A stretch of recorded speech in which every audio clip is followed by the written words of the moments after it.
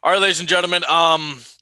Probably one of the best promoters in the game besides Vinnie Mac. Jim Crockett Jr. has passed away. Passed away yesterday at the age of 76. Now, of course, he's responsible for what people consider the true golden era of wrestling, and we're not talking about the Hulkamania era. We're talking about Jim Crockett Promotions, hailing in from the Turner Studios. I mean, you had Jimmy Valiant, you had Rick Rude, you had the Road Warriors, you had Barry Windham, the Horsemen, you had Flair, Arn Tully, J.J. Dillon, everybody on camera getting in the ring with each other, man. It's sad. It really is, you know. You forget about I think he kind of gets lost in the shuffle because when we talk about that era, we normally talk about like the Horsemen, but we don't talk about the promoter, the guy behind the scenes doing this. I mean, hell, he took a jobber in Ronnie Garvin and made him the world heavyweight champion. So I mean, just a legendary run, hailing from Turner Studios. Major house shows would happen in the Greensboro Auditorium or the Omni in Atlanta, Georgia. I mean, top feuds you had Tully Blanchard versus Arn Anderson, and I think they had an I Quit match for the U.S. title. They talked about that on Dynamite. You had the Russians versus the Road Warriors, Rock and Roll Express versus the Midnight Express, Jimmy Valiant versus Paul Jones. I mean, and of course the Horsemen. We all know the history there. I mean, Rick, Tully, Arn. People say Ole, but I prefer Wyndham. I prefer that era of the Horsemen with J.J. Dillon. Just a magical time, man. Yeah, sad news. We kind of learned over the weekend that he was in grave condition.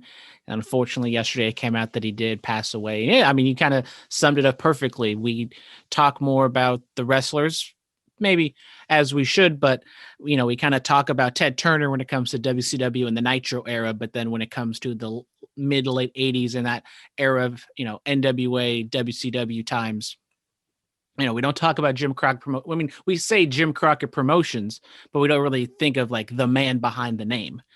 And this is, unfortunately, one of the times that when someone passes away, it's a best time to, delve in, learn your history, especially if maybe you have a little blind spot for that place. If you're more of a WWF person, definitely check it out. I mean, you got Vince McMahon, Greg Gagne, you got Jim Crockett Jr., just, three sons that were able to take the ball and run with it when they were able to, be the head of the table, one might say. Could we throw Jeff Jarrett in there also with TNA?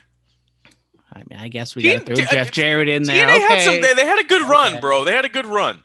They did. We can't lie. TNA was on the ish for a while, but yeah, it's sad, man. I mean, he retired in '94, and he enjoyed his retirement. What a 26, 27 year retirement up until the time of his death yesterday.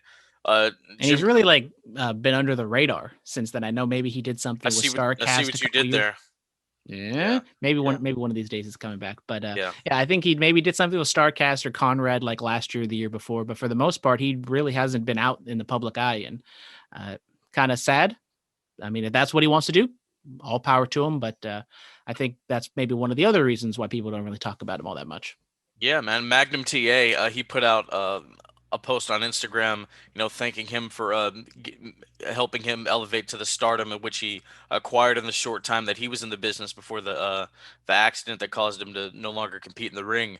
And yeah, man, I mean, you hear people talk fondly about that run that Magnum TA had. I mean, people talk about the Intercontinental title and the feuds that have happened with that U.S. Championship, man. Magnum TA and Tully Blanchard going after it for the U.S. title. That's a credit to Jim Crockett and the vision he saw for those two talents.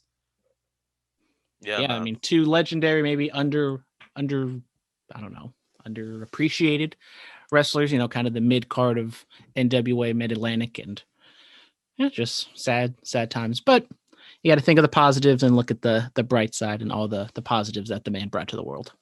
Absolutely, man. Thank you, sir, for your years of service and putting on some amazing wrestling content. Love it.